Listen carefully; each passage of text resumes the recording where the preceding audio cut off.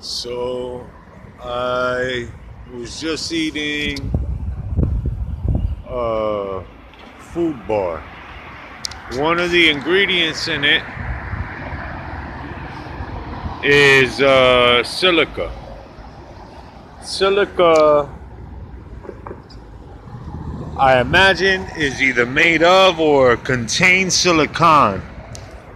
So silicon on the periodic table is right below carbon.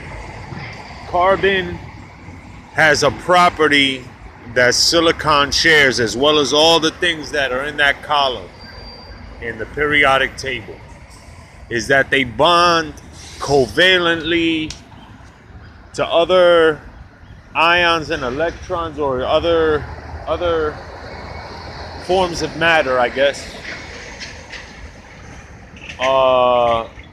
Like the way we understand it is with it can bond with four different, it has like four main linkages that it can link to. It's highly, not reactive, but highly like attractive of other substances, in the sense that it could hold as many as like four, like atoms or groups of things at the same time. Carbon bonds like that, like CH4 is like a pretty common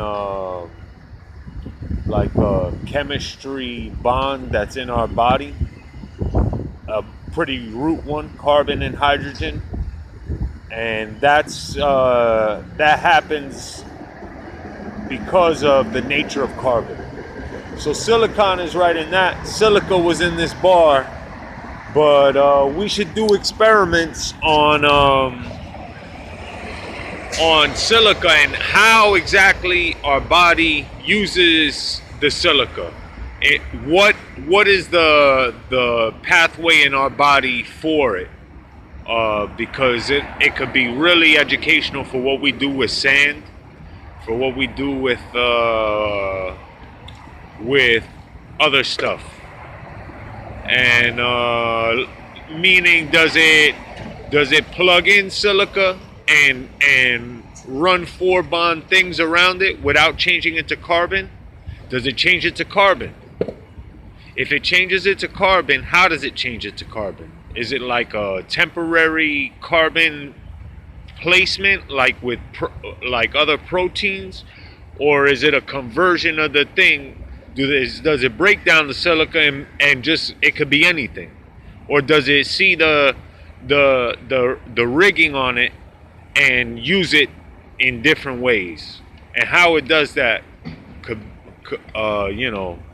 I write on a bio somewhere online that I design experiments. People may not believe stuff like that. Considering I made music so long, but it remains true. In defense of one of my online bios.